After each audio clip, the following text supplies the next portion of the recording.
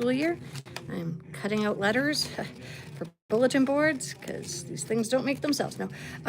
So this is my second full day back. In that time, they actually gave us some time in our classrooms today, which was really, really kind of our admin. We still had like 2 hours of meetings this morning, but it wasn't as bad as the 4-hour staff meeting from yesterday. But like, honestly, at the beginning of the year, there's so much to go over, even without all the policy changes and things and the current situation politically, right? The start of the year is always really intense, especially when, you know, there's some unknowns, right? Like how many kids are actually going to show up on day one, because they rezoned Rocky View schools so that we would have less children. So we had like 1,200 at the end of last year, and we were supposed to only have like 900, but last count's over 1,100. So I guess we have more different children. But anyways, it's all fine, right? So we'll figure out. We don't have class lists yet. We're still working on those. We don't have, well, I won't have my class list probably until 2 weeks into the school year. But usually the homeroom teachers are nice enough to print me off a copy so I can kind of get to know kids' names other than just the ones I already know. So we had some meetings today about positive behavior plans in the school and supporting students with different needs. And then some teachers met to do class list stuff, and we had a meeting to figure out what options we're offering for the middle school kids. So a really productive day. But, you know, not a lot of time to do like this kind of stuff, but I did get some done. So, well, you can see over here, my wall over here, I actually have schedules and things up now. I know what my timetable looks like. Yay! My shelves have percussion equipment on it. That's pretty good. I made a piano to go in the window. I got some plants. That silly piano is double-sided because, of course, it has to look good from the outside of the school, too. So anyways, that was a pain in the bottom, but I got it done. I've got my percussion storage system about half set up. I have to put all the name tags on the mallets and stuff still. I got that one bulletin board moved across the room, so it's mostly up, functional, but as you can see, many things not functional yet.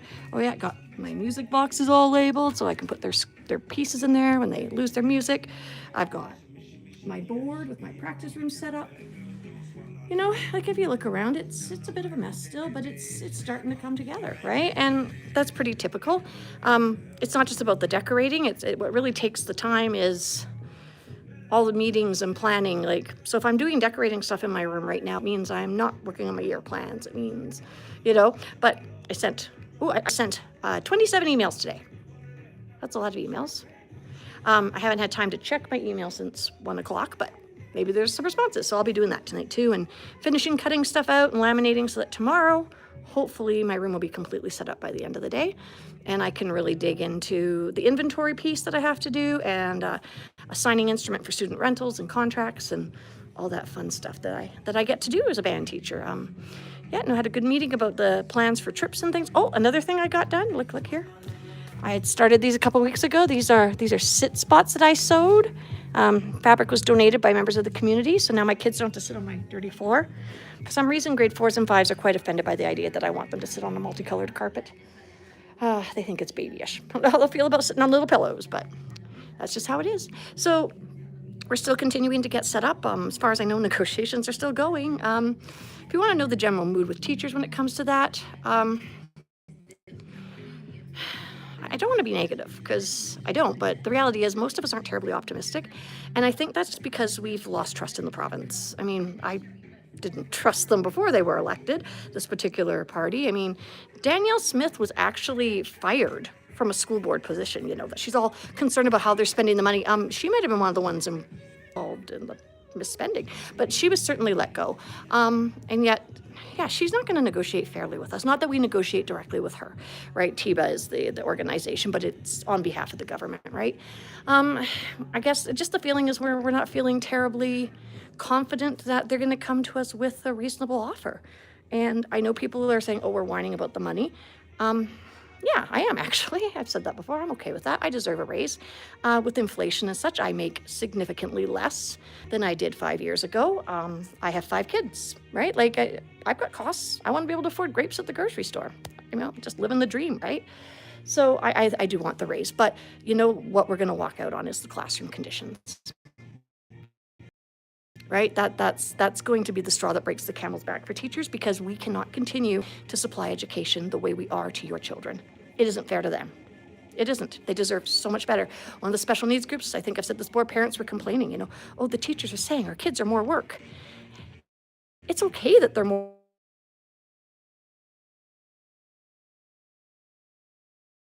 disabilities. I'm autistic and ADHD people.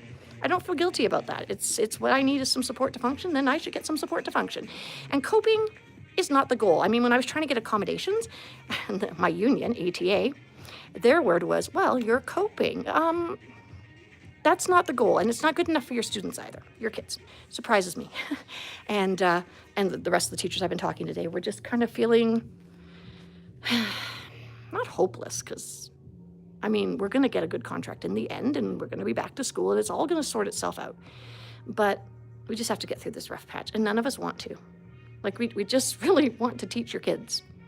I want to book my field trips and my buses and plan concerts and festivals and not be worrying that I'm suddenly going to lose 2 or 3 weeks, 4 weeks of, teaching. I don't know how long we'd go out for. The first time we were out for a month. So, I mean, and that's a month without pay, right? So that hurts us a lot. But nonetheless, we will walk if the government isn't going to negotiate fairly with us. And don't believe this crap about the price of oil going down actually impacting it. Remember how many billions in surplus they had just 6 or 7 weeks ago? Right? I mean, I don't do math. I'm a musician. I count to 4 for a living, but I don't understand how you can have huge surpluses in one area and be making significant cuts in another. I mean, I just don't. So until somebody explains that to me in a logical fashion, I'm going to continue to think that the government is ridiculously disorganized, dishonest, lacks transparency, and isn't bargaining in good faith with us necessarily. They've come back with nothing new that we've heard. So we're basically, this is day 2 of negotiations, and no updates for us. So clearly nothing exciting has happened, right? We'd have had an update if something exciting had happened. So fingers crossed, knock on wood, all those things, all of you pray, send us thoughts and vibes that we get this settled before school year starts. The government gets to vote on the 29th as to whether or not they'll lock us out. So it may not be the teacher's choice to lock out. We may not be allowed to teach. That's just sort of a tit for tat kind of thing they do. You can't take a strike vote. Well, we'll lock you out first, right? And the level of maturity as adults sometimes is a struggle, right? But, it's what we're dealing with right now. So as we're moving forward, ways you can support us, reaching out to teachers, just to volunteer in the classrooms, help us with the prep stuff. Like, those sorts of things would be great, but write your MLA, please. Especially if you have a child with special needs, a child who speaks English as a second language. If you have a child who's a high achiever who's not getting their needs met, we don't get to the high-end kids nearly as much as we want to, right? It's really hard when you have such a variety of skill sets. So I'm going to sign off for today and go get some laminating done, hopefully, and cut it out tonight. And then tomorrow, hopefully, I can do the big reveal of my classroom is actually set up. I'm excited for that to be done so that I can sit down and start doing desk work, because my stupid ADHD brain's like, it's not pretty yet. You can't do work sitting down with all the mess around you. So anyways, see you later.